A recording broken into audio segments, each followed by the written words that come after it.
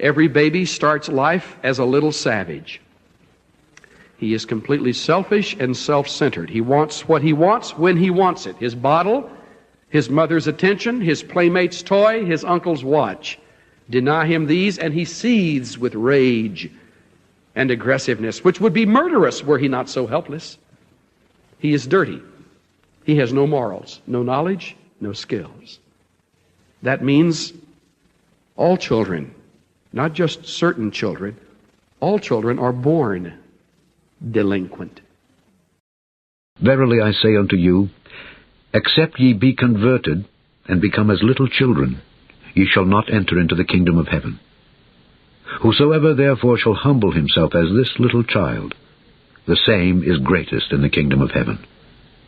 And whoso shall receive one such little child in my name receiveth me. But whoso shall offend one of these little ones which believe in me, it were better for him that a millstone were hanged about his neck, and that he were drowned in the depth of the sea. Calvin was once, talked about babies, and he said that babies were as depraved as rats. And I said, that's the one time I really, really oppose the teaching of John Calvin. I said, that's terribly insulting to the rat. But thou art he that took me out of the womb. Thou didst make me hope when I was upon my mother's breasts. I was cast upon thee from the womb. Thou art my God from my mother's belly. I submit to you that if that 18-month-old baby had the strength of an 18-year-old man, he would slaughter you there where you stand, Father, rip the watch off your arm and walk across your bloody body out the door without feeling an ounce of remorse.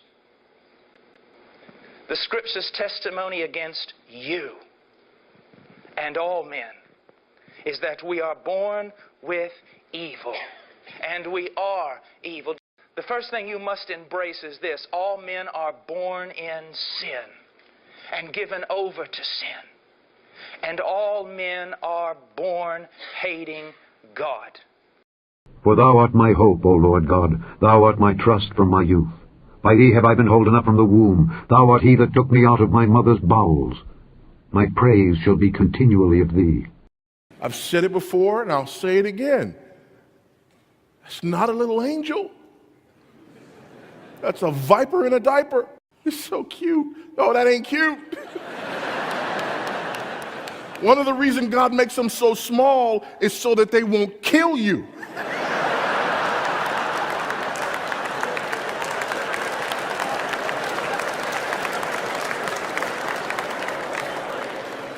And one of the reasons he makes them so cute is so that you won't kill them. I will praise thee, for I am fearfully and wonderfully made. Marvelous are thy works, and that my soul knoweth right well. Nowhere or at no point is a man's depravity more manifest than in the procreative act. You say, why do you say that? Well, we know man is a sinner by what he says. We know man is a sinner by what he does. We know man is a sinner by the attitude, the bearing that he carries. We can see on the outside sinful deeds. But how do we know man is a sinner at the base of his character? How do we know man is a sinner at the root of his existence? The answer: by what he creates. Whatever comes from the loins of man is wicked, because man is wicked. So I say to you, nowhere then in the anatomy of a man or in the activity of a man is depravity more manifest than in the procreative act, because it is at precisely that point which he demonstrates the depth of his sinfulness, because he produces a sinner. Do you believe in sin? When I say believe, I don't mean believe in committing sin. Do you believe there is such a thing as sin? Well, I think the greatest sin in the world is bringing children into the world that have disease from their parents, that have no chance in the world to be a human being, practically. Delinquents, prisoners, all sorts of things just marked when they're born. That, to me, is the greatest sin. Lo, children are an heritage of the Lord, and the fruit of the womb is his reward.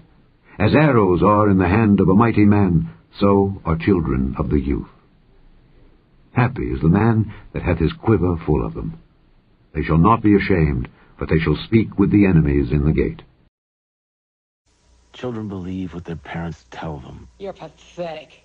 You can't do anything right. You disgust me. Just shut up. You can't be my kid. You're worthless. Hey, stupid, don't you know how to listen? You're never going to amount to anything. Why don't you go find some other place to live? Words hit as hard as a fist. Stop and listen to what you're saying. You might not believe your ears.